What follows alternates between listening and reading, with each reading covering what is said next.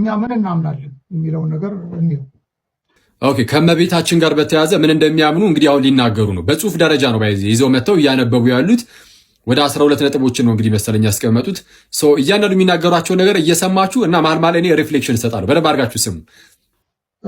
አንደኛ የምናምነው ነገር ለዮሴፍ ሚስት ትሆነው ዘንድ እንደታጨች መጽሐፍ ቅዱስ ይናገራል። ይህን እናምናለን።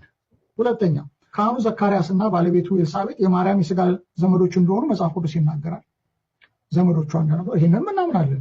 እሺ፣ እንደሰማችሁት አሁን የዮሴፍን ምጮኝነት እናምናለን። ለዮሴፍ እጮኛ ተደርጋ እንደተሰጠች፣ እንደዚሁም ደግሞ ቅድስት ኤልሳቤጥም የእርሷ ዘመድ እንደሆነች እናምናለን አሉ። አሁን በዚህ ደረጃ ዲቴል ገብተው የሚያምኑ ከሆነ እንግዲያውስ ለምሳሌ ለምን ዘለሉ? ምንን? ለምሳሌ መልአኩ ቅዱስ ገብርኤል ሲመጣ ደስ ይበልሽ ጸጋ የሞላብሽ ይላል። ምልዕተ ጸጋ ወይም ጸጋ የሞላባት እንደሆነ ለምን ሳይጽፉ? አንቺ ከሴቶች መካከል የተባረክሽ ነሽ ብሏታል። ከሴቶች መካከል የተባረከች መሆኗን ለምን ሳይጽፉ ወረቀቶት ላይ? ለምን ሳይናገሩ? ለምን ዘለሉት? ኢንቴንሽናሊ። ፕላስ ደግሞ እዛው ጋር መልአኩ ቅዱስ ገብርኤል አሁንም ሲናገራት ከእርሷ ስለሚወለደው ሲናገር እግዚአብሔር አምላክም የአባቱን የዳዊትን ዙፋን ይሰጠዋል፣ ለመንግስቱም ፍጻሜ ወይም መጨረሻ የለውም ብሏል። ስለዚህም የምትወልደው ፍጻሜ ወይም መጨረሻ የሌለው ንግስና ያለውን ልጅ ከመሆኑ አንጻር የንጉሥ እናት መሆኗን ለምን ዘለሉት? አስቀድሞ ነቢዩ በትንቢቱ ኢሳያስ ማለት ነው ምዕራፍ 7 ቁጥር 14 ላይ ጌታ ራሱ ምልክትን ይሰጣቸዋል፣ እነሆ ድንግል ትጸንሳለች፣ ወንድ ልጅም ትወልዳለች፣ ስሙንም አማኑኤል ይሉታል ተብሏል አይደለ?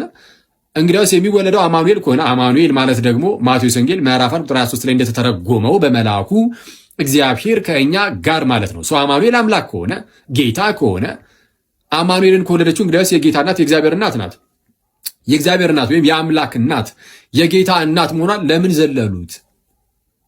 እንግዲህ ዲቴል ገብተው አረ ዘካርያስና ኤልሳቤጥ ዘመዶቿ እንደሆኑ እናምናለን፣ ዮሴፍ ጩኛ እንደሆነ እናምናለን ካሉ ይህንን ነገር ለምን ተዘለሉባት? ለምን ኢንቴንሽናሊ ነው ወይ? እስቲ እንቀጥል። አሁንም ሶስተኛ ከገሊላ ወደ ተራራማው ሀገር እንደተጓዘች ከገሊላም ወደ ቤተልሔም እንደሄደች እናምናለን። ለምን? ምን ያህል ዲቴል ገብተው እንደሚናገሩ ግን እዩ። ማለት አሁን ወደ ተራራማው ሀገር ሄደች እናምናለን። አሁን ይሄ ትልቅ ነገር አይደለም። አክቹዋሊ ዝም ብሎ በቃ ሄደ እንደሄደች እናምናለን ማለት ወደ ተራራማው ሀገር እንደሄደች እሺ ታምናላችሁ። ግን የት ነበር ሄደችው? ኤልሳቤጥ ጋር። ኤልሳቤጥን እንደተሳለመቻትስ ወይም ሰላም እንዳለቻት ዘን ኤልሳቤጥ የማርያምን የሰላምቷን ድምፅ በሰማች ጊዜ መንፈስ ቅዱስ ሞላባት የሚለውንስ ሉቃስ ወንጌል ምዕራፍ 1 ከቁጥር 39 ጀምሮ አለ ይህ ታሪክ። የማርያምን የሰላምቷን ድምፅ በሰማች ጊዜ ጽንሱ በማህፀኗ ዘለለ፣ በኤልሳቤጥም መንፈስ ቅዱስ ሞላባት ይላል። እግዚአብሔር እንደዚህ ታላቅ ነገርን በሷ በኩል እንደሰራ ለምን ዘለላችሁት? ምክንያቱም አስቀድሞ መልአኩ ቅዱስ ገብርኤል ለዘካርያስ በተገለጠለት ሰዓት ስለ ዮሐንስ መጥምቅ ሲናገር እንዲህ ብሎት ነበረ። ማለት በኤልሳቤጥ ማህፀን ውስጥ ስላለው ጽንስ ማለት ነው። ገና በማህፀን ሳለ በመንፈስ ቅዱስ ይሞላል ብሎት ነበረ። ያ ነገር የተፈጸመው ይኸው በእመቤታችን በኩል የሰላምቷን ድምፅ ስትሰማ ጽንሱ በማህፀኗ ዘለለ፣ በእርሷ መንፈስ ቅዱስ ሞላባት። ይህንን ለምን ዘለሉት? ኤልሳቤጥንስ መንፈስ ቅዱስ በታላቅ ድምፅ ጮኻ እንድትመሰክር አላደረጋትም ወይ? ምን ብላ እንድትመሰክር? አንቺ ከሴቶች መካከል የተባረክሽ ነሽ፣ የማህፀንሽን ፍሬ የተባረከ ነው። የጌታዬ እናት ወደ እኔ ትመጣ ዘንድ እንዴት ይሆንልኛል? ከጌታ የተነገረላት ቃል ይፈጸማል፣ ያመነች ብጽዕት ናት እያለች መስክራላት የለም ወይ? እንዲህ ከፍ ከፍ አላረገቻትም ወይ? የጌታዬ እናት ወደ እኔ ትመጣ ዘንድ ኧረ አይገባኝም ብላ አልነበረም? ይህንን ለምን አላሰፈራችሁም? ለማርያም እንዲህ ተብሎላታል ብላችሁ። እሺ ኤልሳቤጥ እንደዛ ከፍ ከፍ ስታደርጋት እመቤታችን ራሷን ዝቅ አድርጋ የባሪያይቱን ውርደት ተመልክቷል ብላ እንዲህ ያለ ትህትናን አላሳየችም ወይ? ትህትናን ለምን ዘለላችሁት? እዛው ጋር እመቤታችን እነሆ ከዛሬ ጀምሮ ትውልድ ሁሉ ብጽዕት ይሉኛል ብላለች። ትውልድ ሁሉ እመቤታችን ብጽዕት ይሏታል። ለምን ይህንን ዘለሉት? ለምን ዘለሉት? እስቲ እንስማው። መጽሐፍ ቅዱስ በግልጽ ይናገራል። አራተኛ እርሷና ዮሴፍ ወደ ቤተ መቅደስ ኢየሱስን ይዘው በመሄድ በብሉይ ኪዳን የማንጻት ስርዓት መሰረት ብላቴናውን ለካህን እንደሰጡት እናነባለን። ይህንንም እናምናለን። አምስተኛ ኢየሱስ የ12 ዓመት ልጅ ሳለ ቤተ መቅደሱን ከቤተሰቡ ጋር እንደጎበኘ ይናገራል መጽሐፍ ቅዱስ። ይህንንም እናምናለን። እና ዲቴል ነገር እየተናገሩ ነው። የ12 ዓመት ሕፃን ልጅ እያለም ደግሞ ቤተ መቅደስ የጠፋውን ሞሜንት ማለት ነው። ያንንም እየተናገሩ ነው። ዋና ዋናዎቹ ለምን ተዘለሉ? ለምን ተዘለሉ? እስቲ እንስማ። በቃና ዘገሊላ ኢየሱስ ውሃውን ወደ ወይን ጠጅ በቀየረበት ጊዜ ማርያም አብራው እንደነበረች መጽሐፍ ቅዱስ ይናገራል። ይህን እናምናለን። በሰርጉ ላይ ደግሞ የታደሙትንም ሰዎች እሱ የሚላችሁን ነገር አድርጉ ብላ ባሮቹን እንዳለች እናምናለን። እሺ እርሱ የሚላችሁን አድርጉ እንዳለች እናምናለን። እዛ ሰርግ ላይ ብለዋል። ትክክል። እርሱ የሚላችሁን አድርጉ አለች እመቤታችን። በጣም እመቤታችን ከምንወድበት ምክንያት አንዱ ይሄ ነው። እመቤታችን ልጄ የሚላችሁን አድርጉ ትላለች። ወደ እርሷ ስትቀርብ ወደ ክርስቶስ ነው የምትጠቁመ እንጂ ከክርስቶስ አትነጠልህም። ስለዚህ ሁሌም ወደ ክርስቶስ የምታቀርብ እናት ናት፣ እመቤት ናት። ግን በጣም የሚያስገርመው እርሱ የሚላችሁን አድርጉ ብቻ አይደለም ያለችው። ገና ከጅምሩ ውሃው ወደ ወይን እንዲቀየር ምክንያት የሆነችው እመቤታችን ናት፣ ወይም የእርሷ ልመና ነው። ምን ብላ? ወይን እኮ የላቸውም አልቆባቸዋል ብላ ጠይቃ የለም ወይ? ለምን እሱ ዘለሉት? ለምን ዘለሉት? እስቲ እንስማ ነው። ሌላው ከናዝሬት ወደ ቅፍርናሆም ከኢየሱስ ጋር እንደሄደች መጽሐፍ ቅዱስ ይናገራል። ይህንን እናምናለን። በስቅላቱ ጊዜ አብራው እንደነበረች፣ ስቅላቱን በአይነ ስጋው እንዳየች፣ ሲሞት በመስቀል ጣሩ ወቅት አብራው እንደነበረች፣ እነሆኝ እናቴ ብሎ እሱም እንዳላት መጽሐፍ ቅዱስ ይናገራል። ይህንንም እናምናለን። እሺ፣ የመስቀሉ መከራ ሰዓት እመቤታችን አብራው ነበረች። አዎ፣ ግን እነሆ እናቴ አይደለም፣ እነኋት እናትህ ብሎ ለዮሐንስ ነው የሰጠው።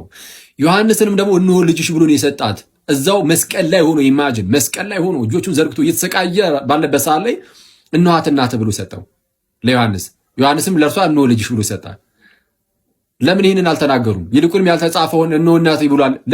ይህን ለምን አስፈለገ? ኢንቴንሽናል ሆን ብላችሁ ነው ወይ እንዲህ የቀየራችሁ ያላችሁት? የመጽሐፍ ቅዱስን ያው መጽሐፍ ቅዱስ ላይ በግልጽ ስለተጻፈ አይደል ያላችሁ ያላችሁት? ዘን በግልጽ ይሄው ተጽፎ የለም ወይ? በግልጽ የተጻፉትን ዋና ዋናዎቹን እየተዋችሁ ወደ ቅፍርናሆም ሄደች፣ ወደ እንትን ሄደች የምትሏን ብቻ ለምን ወሰዳችሁ? እስቲ እንስማ።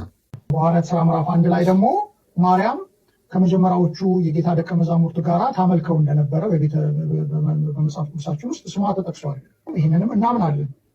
ያዕቆብ የማርያም የስጋ ልጅ እንደሆነ የሚያምኑ ሊቃውንት አሉ። በእኛ መካከልም አንዳንዶች እንጃ ይሄ ነገር አናውቅም ብለው ይለዋሉ። ግን ብዙ ጸሐፊዎች ያዕቆብ የማርያም የስጋ ልጅ ነው ተብሎ ይታሰባል። ብዙ ጥንታውያን ጸሐፊዎች ይህንን ነገር ጽፈዋል። ግን ያዕቆብ የጌታ የስጋ ወንድም ሆነ አልሆነ ግን ምንም ፋይዳ የለውም። እሺ፣ ያዕቆብ የማርያም የስጋ ልጇ እንደሆነ አሉና ይህም በግልጽ መጽሐፍ ቅዱስ ላይ ተጽፏል አላሉም? አስተውላችኋል? ምክንያቱም አልተጻፈም። የማርያም የስጋ ልጇ ነው የሚል ጭራሽ የለም። ስለዚህ ወደ ሊቃውንት ለመሄድ ሞከሩ። ወደ ሊቃውንት ሄደውም ደግሞ ጭራሽ ጥንታውያን ሊቃውንትን አብዛኞቹ ይህንን እንደዚህ ብለው ነው የጻፉት አሉ። ውሸት ነው፣ ውሸት። ያዕቆብ የማርያም የስጋ ልጇ ነው ብለው አብዛኞቹ አባቶች ጽፈዋል የተባለው ውሸት ነው። እንደውም አብዛኞቹ አባቶች እመቤታችን ሌላ ልጅ ወልዳለች የሚሉትን እንደ መናፍቅ ያዩአቸው ነበር። ለምሳሌ ለዚህ አንዱ ትልቁ ማሳያችን የቅዱስ ጄሮም ስራ ነው። ቅዱስ ጄሮም አጌንስት ሄልቪዲየስ የተሰኘ መጽሐፍ አለው። ኦኬ ኦን ዘ ፐርፔቹዋል ቨርጂኒቲ ኦፍ ሴንት ሜሪ ማለት ነው። በቅድስት ድንግል ማርያም ዘላለማዊ ድንግልና ላይ የጻፈው ሄልቪዲዩስ የተባለ አንድ ሰው ተነስቶ እመቤታችን ከዛ በኋላ ወልዳለች ብሎ ለተናገረው ኑፋቄ ወይም እንግዲህ ሐሰተኛ ነገር የተሰጠ ምላሽ ነው። እነ ቅዱስ ዮሐንስ አፈወርቅም ይህንን የሚደግፉት በርካታ አባቶች፣ የፕሮቴስታንት መስራቾች ወይም ሼፐሮች እነሱ ራሳቸውም ይህንን የሚደግፉት። ስለዚህ ውሸት ነው። ኢየሱስ ክርስቶስ ከእርሷ ስጋና ደም እንደነሳም እናምናለን። ይሄ እምነት አለን። ፍጹም ከእሷ ስጋዋን ወስዷል፣ ደሟን ወስዷል፣ ጂን አለው ብለን እናምናለን። ስለዚህ ይሄ የምናምነው ነገር ነው። ኦኬ፣ የምታምኑትን ነገር እንግዲህ ያሳውቃችሁናል። ዋና ዋናዎቹን ግን ተዘለዋል። የጌታ እናት መሆኗን፣ ምልዕተ ጸጋ ጸጋ የሞላባት መሆኗን፣ ከሴቶች መካከል የተባረከች መሆኗን፣ ኤልሳቤጥ ከፍ ከፍ ያደረገቻትን ያንን በመዝለል ነው ከዛሬ ጀምሮ ትውልድ ሁሉ ብፅዕት ይሉኛል ያለችውን በመዝለል ኦኬ እና መሰል ነገሮችን በመዝለል ወደ እንትን ሄዳለች፣ ወደዛ መታለች የምትሏን ብቻ ወስዶ ይህንን የምናምነው ማለት በጣም አደገኛ ነው እና ሰው ይህን መለስ ብሎ ቢያዩት መልካም ይመስለኛል። በተለይ ተጽፎ የመጣ ነገር ከመሆኑ አንጻር እንዴት ይረሳል? እንዴት ይረሳል? ለምን አልጻፉትም ያስብላል። እና ይቆየን።